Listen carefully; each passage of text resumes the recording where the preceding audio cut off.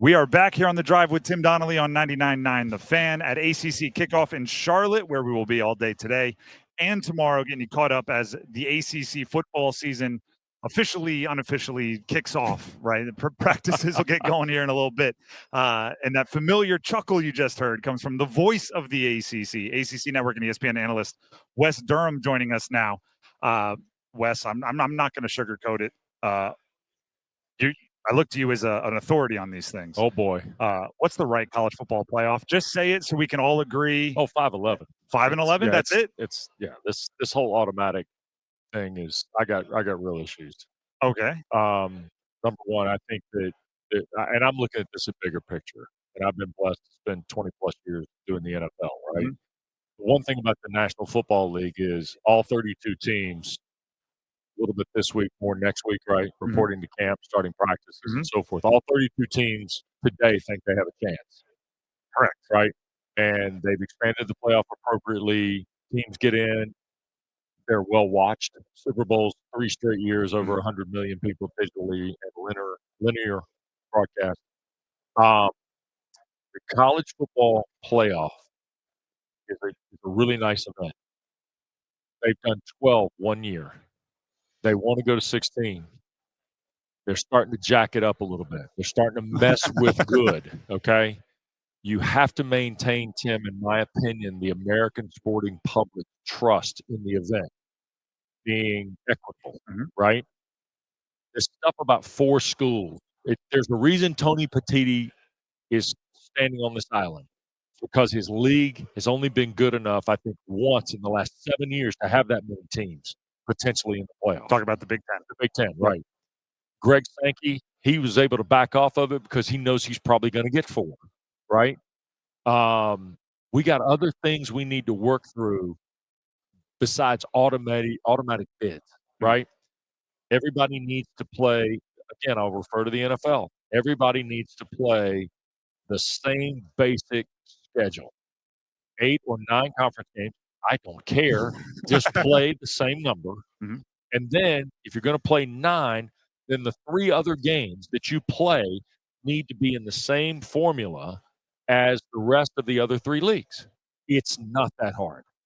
The other part about this before, and I'm a little unique to this one. You need to get the calendar fixed. Are we talking moving the schedule up maybe a month? You need to back it up into August, where week 0 becomes week 1. And here's why. The College Football Playoff Committee scheduled 3 on-campus games, right? 2 of them were played opposite the National Football League, and they got smoked in the ratings.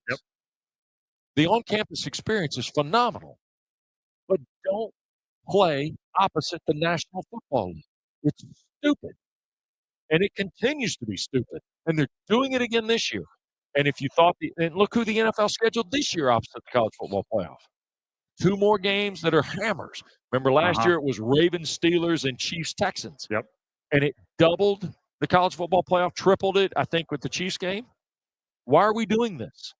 You want a television event. The reason you want to expand the field is more money from the television partner. Then why would you play the games opposite the National Football League? This is why I set you up as an authority on the subject. It's all making too much sense at this point. Right. And I don't understand why people can't figure that part out. Because here's the trouble that's working, and it's going to be a story in the National Football League through training camp. J.C. Treader, who's leading the Players Association, said this yesterday. In 2031, they'll be playing 18 regular season games in the NFL. They'll more than likely be playing them in 20 weeks. Okay? Extra bye week as well. Extra bye week because of the international schedule that's going to be created, where every team is going to go foreign country at some point during the year. You can schedule 16 games, and everybody goes once, right? Not hard to figure. And they've got international marketing rights for every team. Panthers have it. Falcons are going to Germany this year. That's their international market, so on and so forth. The college game needs to be mindful. They can't catch the National Football League. They're not going to catch them with dollars. They're not going to catch them with exposures. But they can have a fantastic event if they get the mentality out of their head of the NCAA basketball tournament. And that right now is the way that thing was built because Bill Hancock, who built the NCAA basketball, built the college football playoff. That's Wes Durham, ACC Network, ESPN analyst, and the voice of the ACC. It's making a lot of sense I hope there. the next question's not firing me up like this one Yeah. does. Yeah. Okay. Let's. Actually, you know what? This is more theoretical. Okay. What do you expect from the fanfare around Bill Belichick tomorrow when UNC shows up for ACC Media Day? I like the fact the ACC has the 3 triangle schools and Clemson here on the last day. It ensures excellent coverage in North and South Carolina. Mhm. Facts are facts. I think Bill Belichick will be fascinating here. Our colleagues in this business will be challenged to ask good questions. And if they haven't figured that part out by now, they're going to be exposed on ACC Network tomorrow because the press conference will be televised. So if you ask a dumb question tomorrow, you're going to get exposed because you're going to identify yourself, tell us where you're from, the whole bit. You're going to ask the question, and bang, it's going to be out there in front of God and everybody. It kind of ups the stakes, though, right? It's like Ups the stakes for the colleagues in the industry, yes. If you panic and throw out a bad question, it's almost like, well, all right, you got to be a little less difficult on the quarterback in the 2-minute drill. Because when your pressure got ratcheted up, you threw the big six that you can't throw. So look, I just say that in all honesty because you have to ask him a good question, or you have to ask a question. I have a backup question in case the person in front of you asks the question that you were thinking you were going to ask. Yeah, I mean, this is probably where we would have all benefited from having Mike Reese and Tom Curran, who cover the Patriots as well as anybody in Boston, come down here and maybe give us a seminar. Look, I think he's going to be fascinating. I'm as curious about their makeup and competition in August, and I'm going to be there with Roddy Jones and EJ Manuel for the ACC Network football tour stop in a couple of weeks. So I'm excited to be able to see a little bit of a practice and visit with them and find out.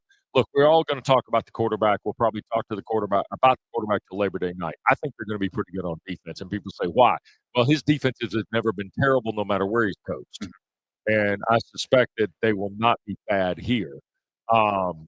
I think they're going to be pretty steady. For me, I'm also very interested to see what Freddie Kitchens does with their offensive platforms. You know what I mean by that.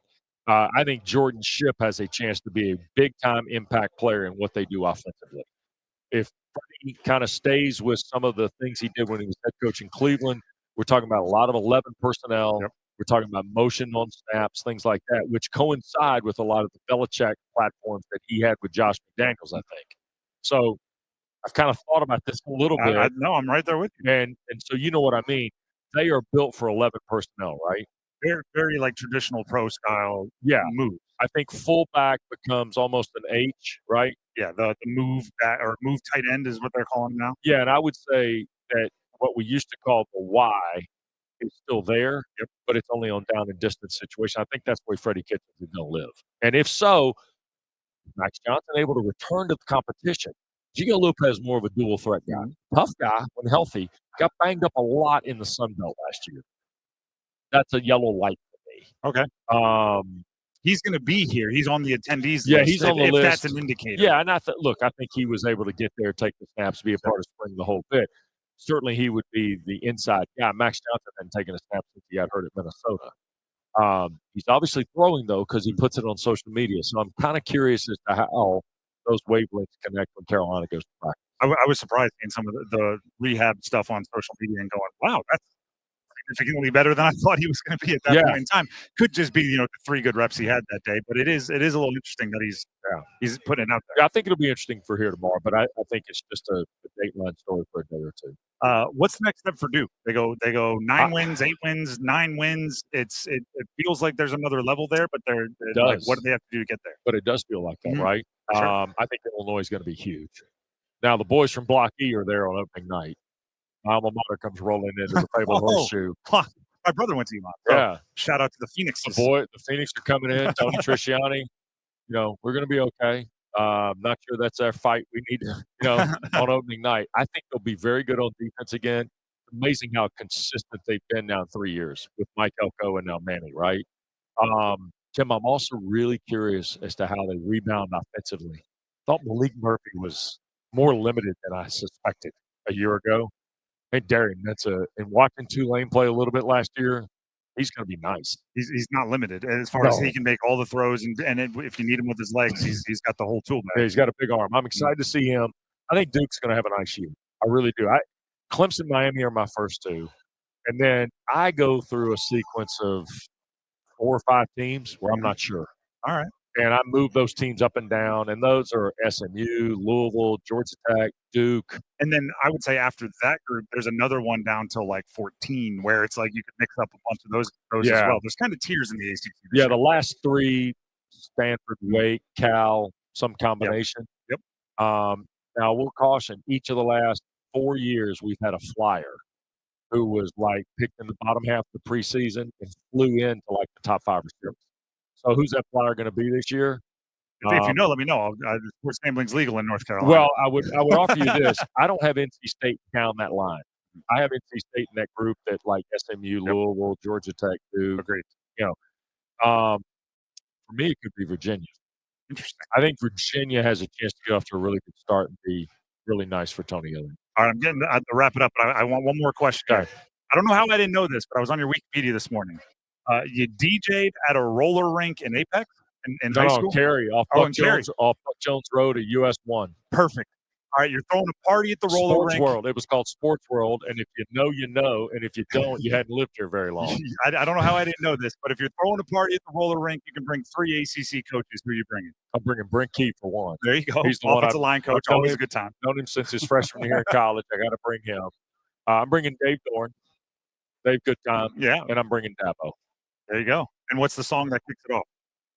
Oh, if you want me to go back to Sports World, it could be White Lines by D-Train. All right. We used to play the 12-inch on Friday night for couple skate. That's good. I like it. No, you don't have to dig any further if you don't want to. If you have another one on the tip of your tongue. Can't remember the that's when Michael Jackson's Thriller came out. We played the video twice a week. We played the video twice a night. There you go. Wes Durham, ACC Network, ESPN analyst. So you didn't think I could call all the Buck Jones Road US 1? I didn't know. I did. I don't know how I did. Sports World on Buck Jones Road. I did it for about 3 months, and if you know, you know. I thought I knew everything about your history, but apparently high target zone for girls. You still got some surprises in your bag of tricks there, Wes. We appreciate it. See you guys.